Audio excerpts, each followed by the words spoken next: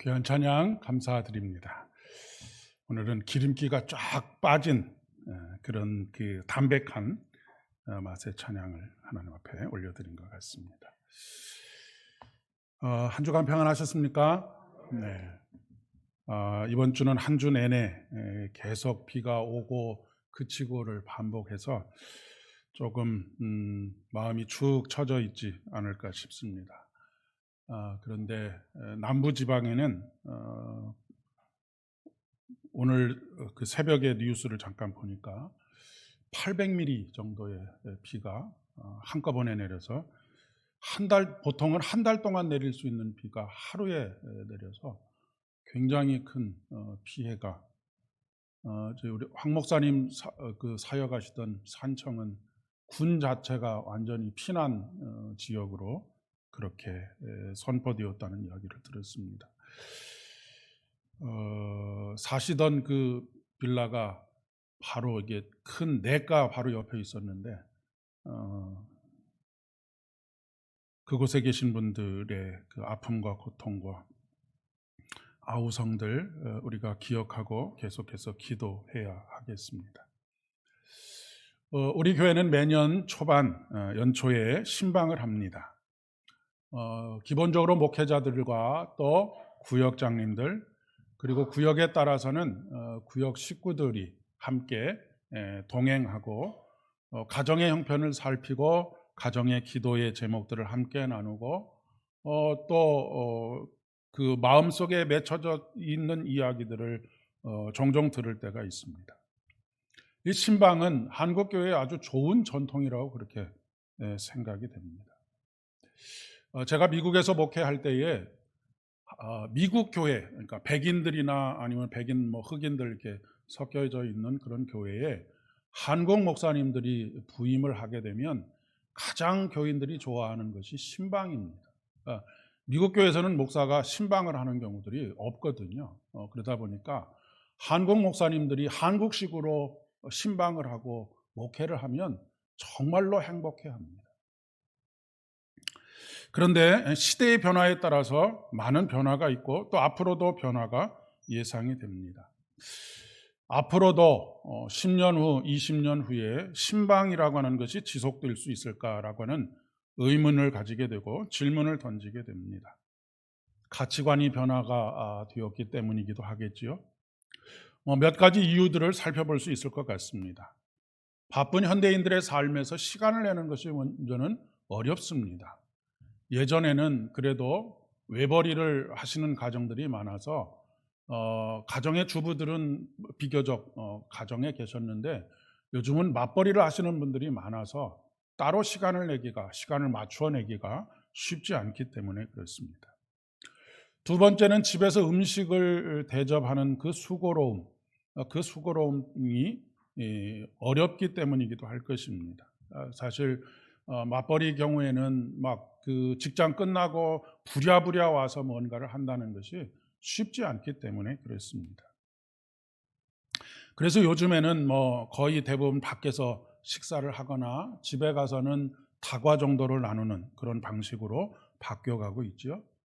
그리고 마지막 세 번째는 개인의 사생활, 프라이버시가 이렇게 드러나는 것을 별로 원하지 않기 때문에 이런 이유들로 신방이 점점 어려워지고 있는 그런 상황 속에 있고, 대형 교회들과 또 많은 교회들 중에, 적지 않은 교회들 중에 신방을 하지 않고 문제가 있고 기도의 제목이 있고 상담이 필요하신 분들이 목회자를 찾아와서 상담을 요청하거나 신방을 요청하는 그런 경우들도 있습니다. 물론 신방이 이렇게 점점 사라지는 것이 시대의 변화에 따른 것이다라고 이야기할 수는 있지만, 신방이 가지고 있는 본래의 의미를 따져보면 우리 신앙의 핵심 중에 한 가지가 지금 사라져가고 있다라고 그렇게 생각을 할 수 있겠습니다. 신방은 문자적인 의미로만 보면 방문하는 것입니다. 영어로는 visit이라는 단어를 쓸 수 있겠습니다. 그런데 히브리 원어로는 파카드라고 하는 단어를 쓰는데 이 뜻은 무엇이냐면 주의하여서 자세히 살펴보는 것입니다.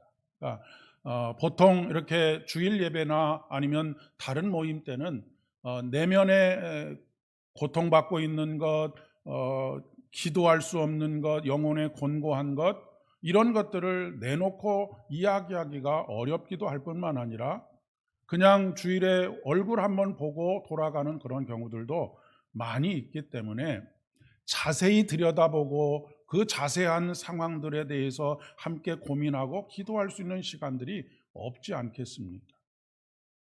그런데 본래 신방이라고 하는 성경적인 뜻은 주의 깊게 살펴보는 것입니다. 우리가 보통 이제 건강검진을 하지 않습니까? 건강검진을 하는데 대부분의 경우 자가 진단을 합니다.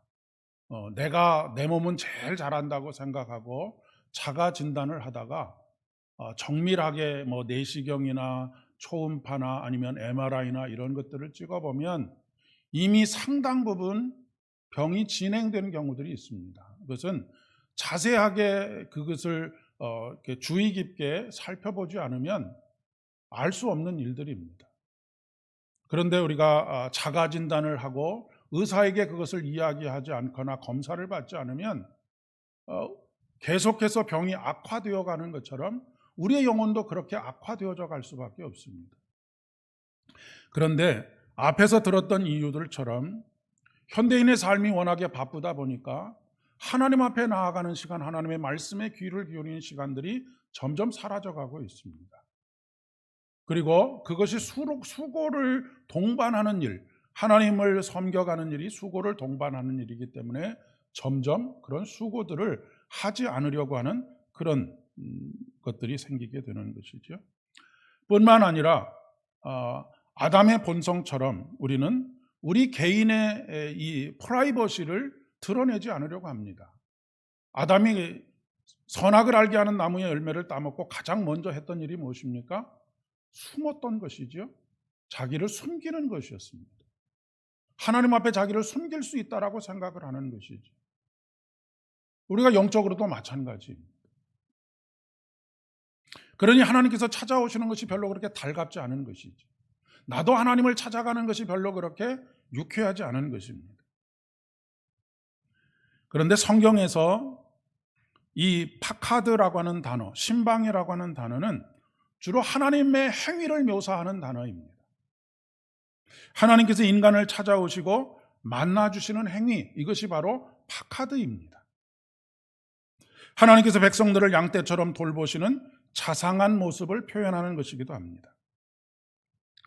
하나님께서 과부와 고아와 객의 아버지를 자처하시는 이유는 바로 그들을 찾아가 주시고 만나 주시고 그들을 돌봐 주시고 그들에게 쉼을 주시는 선한 목자로서의 방문을 의미하는 것입니다.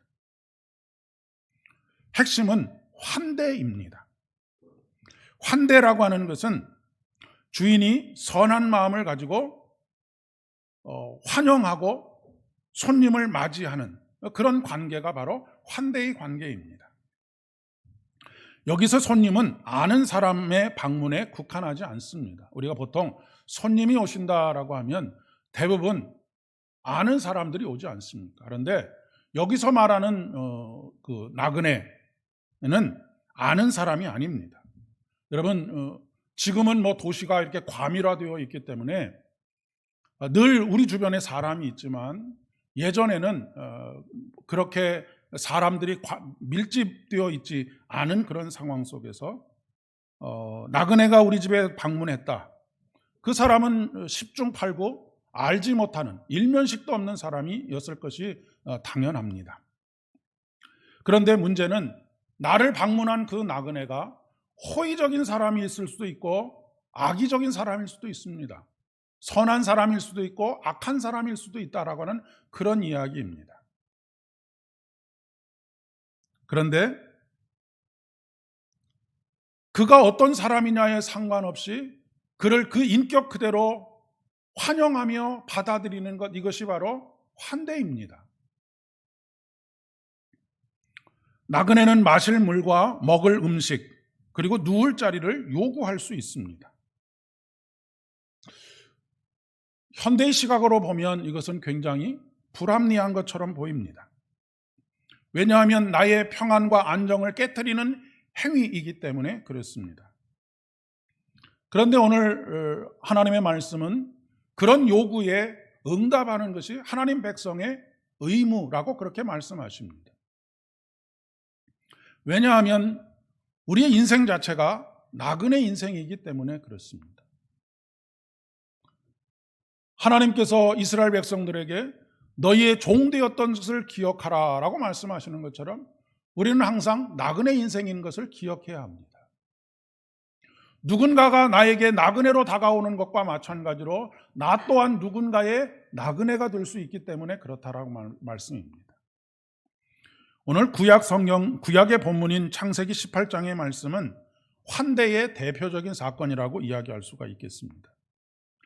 지나가는 나그네를 특별한 조건 없이 맞아들이고 쉴 곳과 먹을 것을 대접하는 일이 지금 벌어지고 있기 때문에 그렇습니다.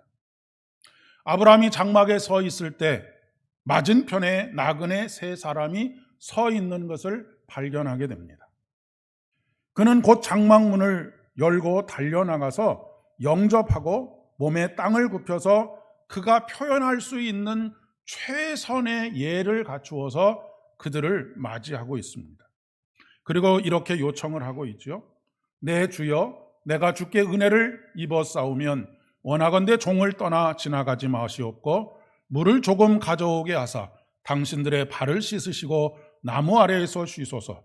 내가 떡을 조금 가져오리니 당신들의 마음을 상쾌하게 하신 후에 지나가소서. 당신들이 종에게 오셨음이니이다 라고 그렇게 요청하고 있는 것을 보게 됩니다. 그리고 그렇게 하겠다라고 나그네들이 대답을 하자 아브라함은 급히 들어가서 아내인 사레에게 반죽을 해서 떡을 만들라고 이야기하고 그리고 종들에게 하인들에게 가서 기름지고 좋은 송아지를 잡아 급히 요리를 하라라고 그렇게 이야기를 하고 있습니다. 우리가 보통 생각하기에 아브라함이 주인이고 나그네인 세 사람이 객이 아닙니까? 그런데 지금 아브라함이 이 나그네를 대하는 태도가 어떤 태도입니까? 그들이 주인이고 내가 그들의 종이라고 하는 이런 자세를 가지고 있습니다. 이런 자세는 예수님께서 마태복음 25장 40절에서 말씀하시는 것처럼 너희가 내 형제 중에 지극히 작은 자 하나에게 한 것이 곧 내게 한 것이니라 라고 하는 것과 마찬가지입니다. 그러니까 환대의 기본은 모든 나그네를 우리 주 예수 그리스도를 맞이하는 것처럼 주인을 맞이하는 종처럼 대하는 것이 환대의 기본이다라고 하는 것을 말씀하고 계시는 것이죠. 아브라함이 이 나그네들에게 한 것이 무엇입니까? 물을 조금 가져와서 길을 건너라고 수고한 발을 씻기고 나무 아래서 쉼을 얻을 수 있도록 쉬게 하는 것입니다. 그리고 떡을 가져오게 하고 그리고 상쾌하게 한 이후에 지나가소서라고 그렇게 요청을 하고 있지 않습니까? 이런 환대는 우리가 이미 경험한 환대입니다. 우리는 어떤 환대를 경험했느냐면 예수 그리스도께서 우리를 만나주시는 환대입니다. 수고하고 무거운 짐진 자들아 다 내게로 오라 내가 너희를 쉬게 하리라. 이것이 환대의 기본입니다. 나그네를 환대했을 뿐인데 그들이 곧 하나님이 보내신 천사였던 것을 우리는 본문의 말씀을 통해서 알 수가 있습니다. 지난주에 성경 공부를 하면서도 잠깐 언급을 했는데 하나님은 사랑이십니다라고 하는 그 선언이 사도 요한의 고백입니다. 하나님이 사랑이시다라고 하는 말은 하나님은 곧 관계의 하나님이시다라고 하는 것을 의미하는 것입니다. 손바닥은 서로 마주쳐야 소리가 나지 않습니까? 마찬가지로 사랑이라고 하는 것은 상대방이 있는 것입니다.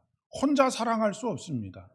그러니까 하나님은 사랑이십니다라고 하는 것은 하나님의 존재의 방식이 관계 속에 있는 하나님이시다라고 하는 것을 말씀하시는 것입니다. 관계 속에 있는 하나님을 우리가 믿음으로 고백하는 것이 바로 삼위일체 하나님이십니다. 하나님은 삼위의 하나님께서 이런 관계 속에 있습니다. 어떤 관계요? 서로를 환대하는 관계입니다.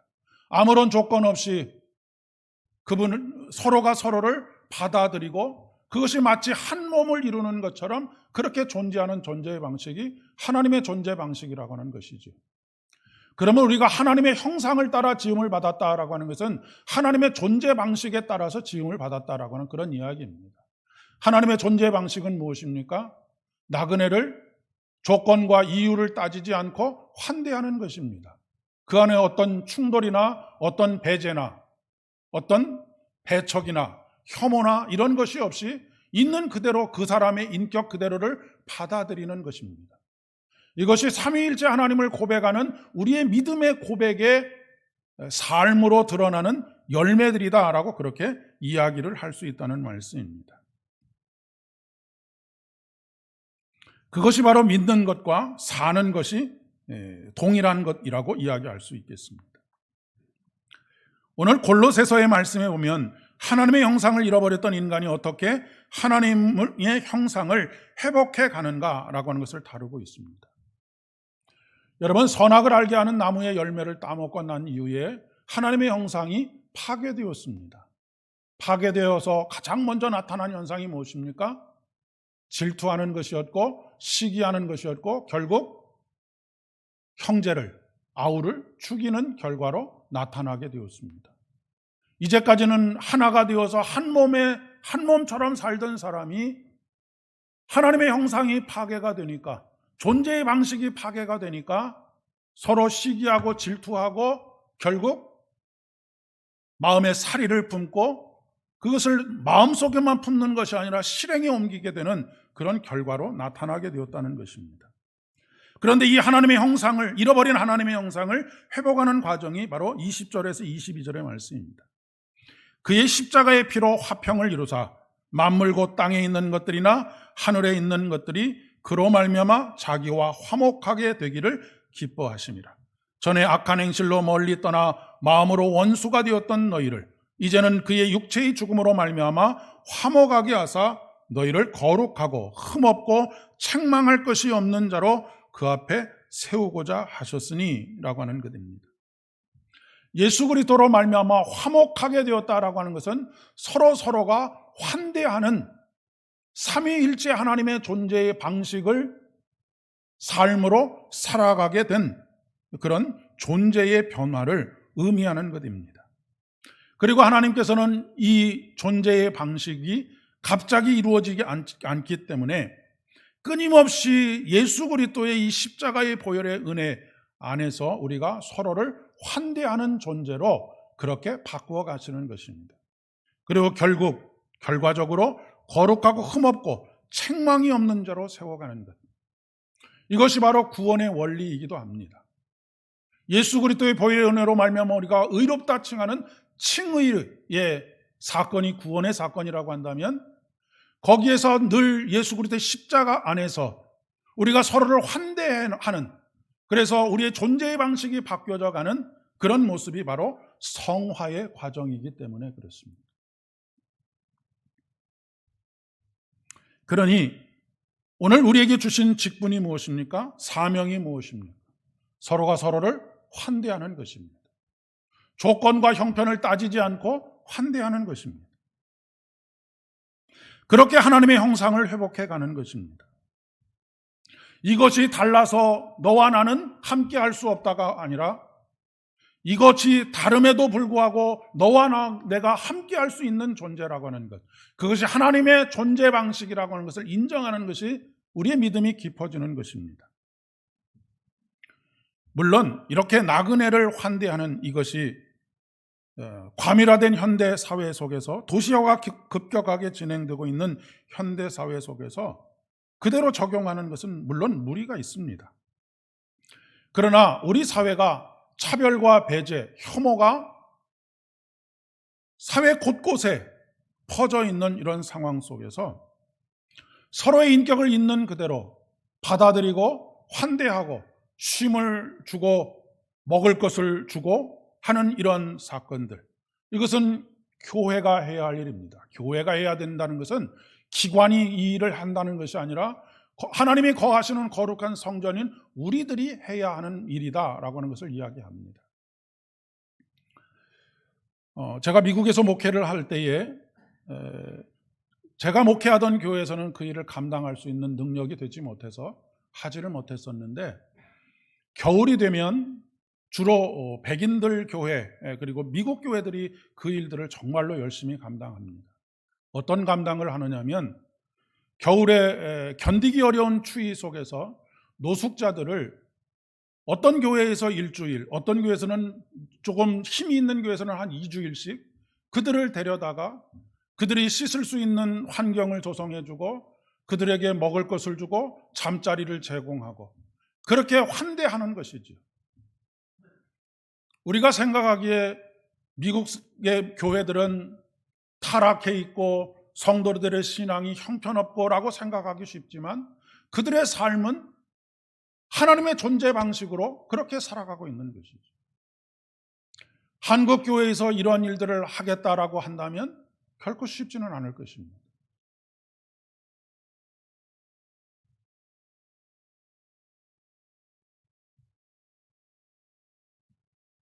또한 빠른 산업화의 과정에서 사람이 사람 그대로 인격적으로 받아들여지는 것이 아니라 객체이자 도구이자 수단으로 전락해버리는 것을 우리는 안타깝게 바라볼 수밖에 없습니다.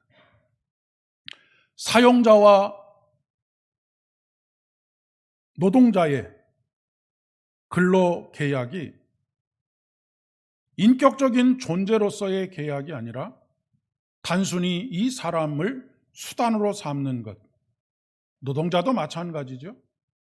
어떤 노동의 계약을 맺을 때 내가 돈벌이를 위해서 이 일을 한다라고 생각하면 그 일은 단순히 수단에 불과한 것이 되고 말 것입니다.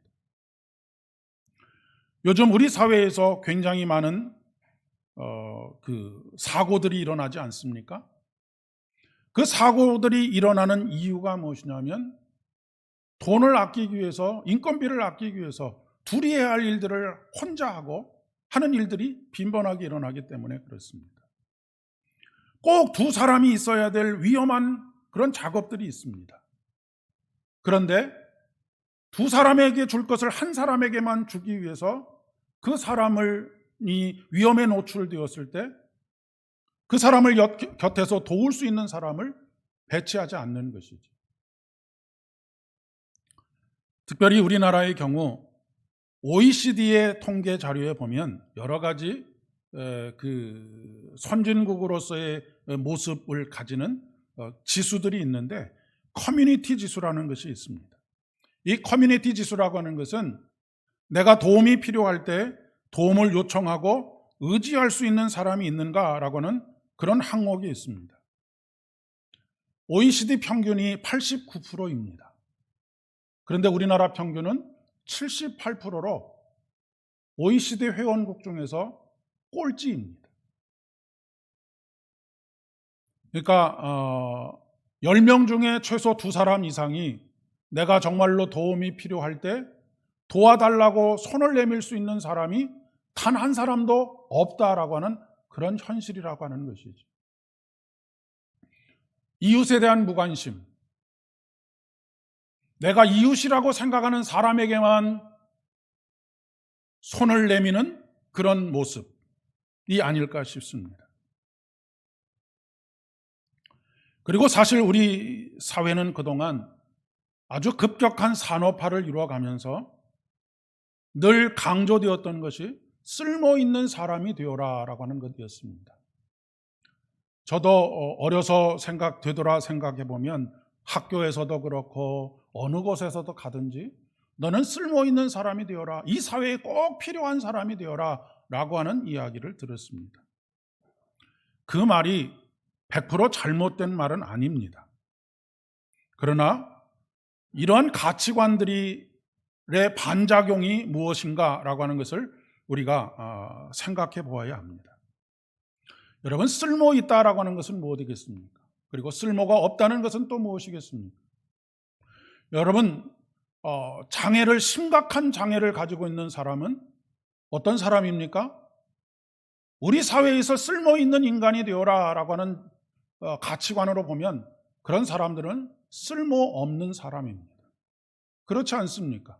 사회에 그 어떤 도움도 되지 못하는 그런 존재라고 하는 인식을 가지고 있기 때문에 그렇습니다.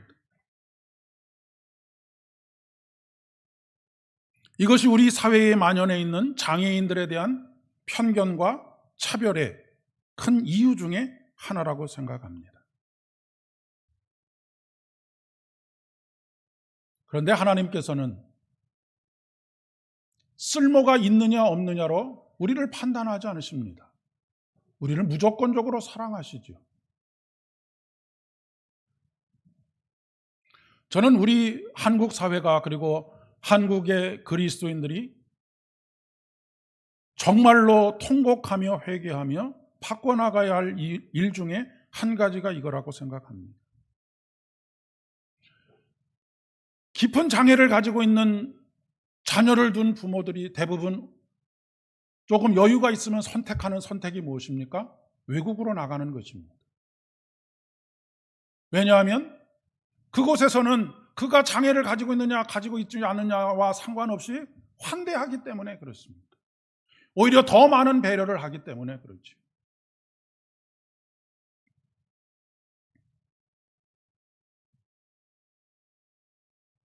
그러나 쓸모로만 따진다고 한다면 모든 인간은 쓸모없는 존재입니다. 흙에서 와서 흙으로 돌아가는 먼지에 불과하기 때문에 그렇습니다. 먼지를 뭐에 쓰겠습니까? 그런데 그 쓸모없는 인간을 하나님은 무조건적으로 사랑하셨습니다.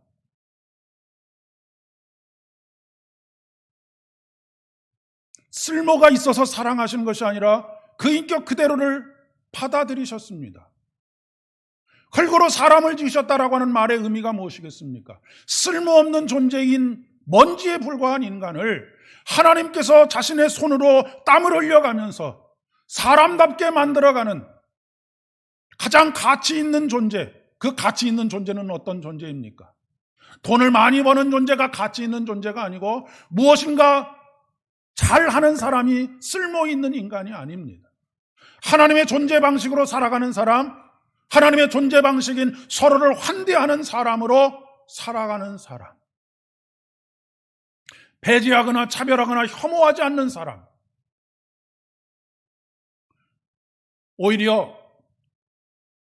전신마비가 되어서 자기의 손으로 아무것도 할 수 없는 그들이 정말로 자기에게 다가오는 사람을 순수하게 다 환대하는 모습, 이것이 바로 하나님의 존재의 방식입니다.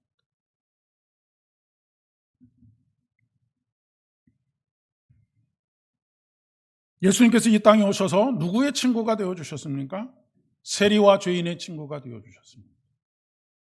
예수님께서 그들을 바라보실 때는 그들을 세리로 바라본 것이 아니라 죄인으로 바라보는 것이 아니라 내가 빚어서 하나님의 존재 방식으로 살아가도록 해야 하는 그런 존재로 받아들이시는 것이죠.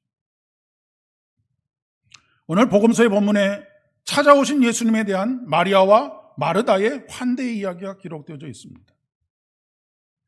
두 여인과 더불어 오빠였던 나사로, 죽었다가 다시 살아났던 나사로, 이 세 사람이 한 형제입니다. 아마도 예수님과 특별한 관계에 있었지 않았을까 싶습니다. 두 여인은 예수님을 정말로 마음으로 환대하고 있습니다. 마르다가 예수님을 환영하였다라고 성경이 기록하고 있지 않습니까? 마르다는 예수님을 위해서 음식을 준비합니다.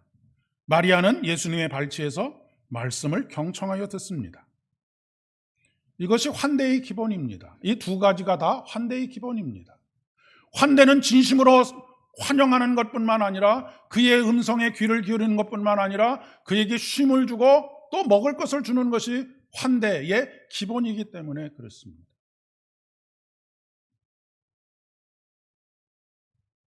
존재 자체를 받아들이고 교제하는 것과 음식을 준비하는 것이지, 지금 무엇을 하고 있느냐가 중요한 것이 아니라고 하는 말씀입니다.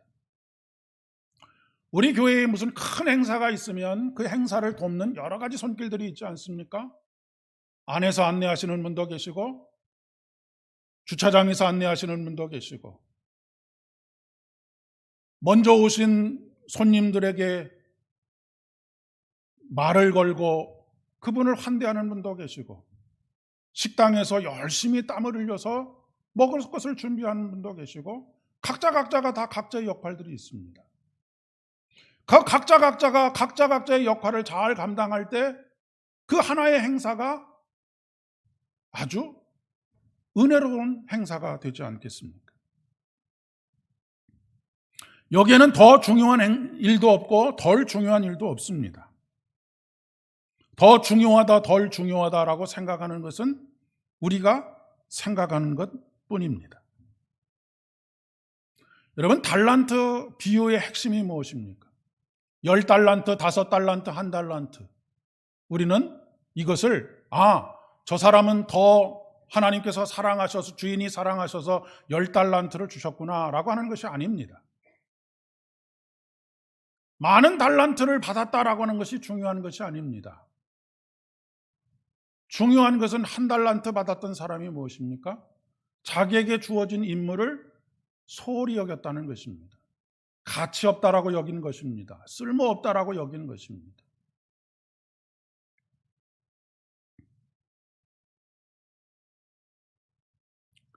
오늘 마르다와 마리아에게 문제가 발생을 했죠. 오랜만에 오신 예수님을 잘 대접해 드리고 싶은데 마음만 급할 뿐 손이 모자랐기 때문입니다. 급기야 마르다는 예수님의 발치에 앉아있는 마리아에게 불만이 생겼습니다. 그런데 여러분, 지금 마리아는 자신에게 주어진 역할을 잘 감당하고 있을 따름입니다. 그런데 마르다는 어떻습니까? 일이 많아서 마음이 분주했다라고 그렇게 기록하고 있습니다. 분주하다라고 하는 말은 마음이 나뉘어져서 불안정해 있는 상태입니다. 여기서 문제의 핵심은 그녀의 초점이 그녀의 시선이 예수님께 고정되지 않고 마리아에게 옮겨갔다라고 하는 것에 초점이 있습니다.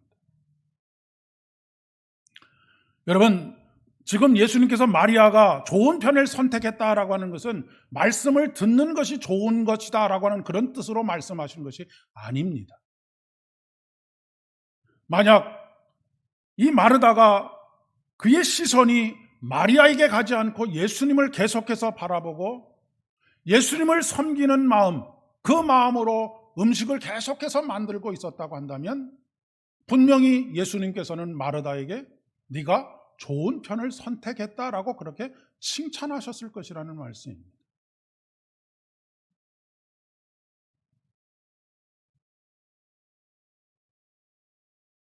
우리가 교회 일을 하다 보면 자칫 잘못해서 하나님께 향하고 있던 우리의 시선이 다른 사람으로 옮겨갈 때가 있습니다.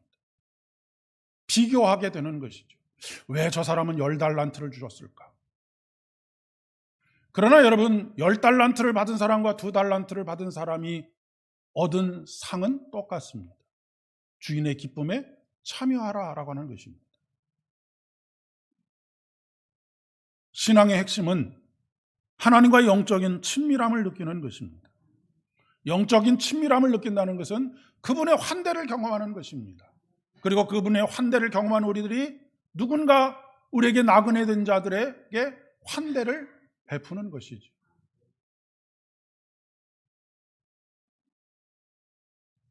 그런데 통로는 굉장히 다양합니다. 여러분, 말씀을 묵상하는 가운데 하나님께서 나를 있는 그대로 받아들이시는구나 라고 하는 것을 경험하고 나를 사랑하시는구나 라고 하는 것을 경험할 수도 있습니다. 그러나 몸으로 수고하는 일들을 하면서 친밀함을 경험할 수도 있습니다. 중요한 것은 통로가 무엇이냐가 중요한 것이 아니라 하나님의 환대를 내가 그 일을 통해서 경험하고 있느냐가 중요한 것입니다. 어떤 면에서는 먹을 것과 마실 것을 준비하는 것을 통해서 더욱 친밀한 환대를 경험할 가능성이 훨씬 더 많습니다. 집안에는 엄마와 아빠가 있죠. 그런데 아이들과 더 친밀함을 경험하는 그 사람은 어떤 사람일까요? 엄마일 가능성이 훨씬 더 많습니다. 왜 그렇습니까?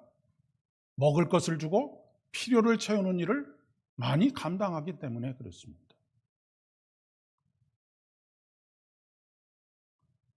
강아지를 키워도요, 먹을 것을 주는 사람은 달려와서 꼬리를 흔들지 않습니다.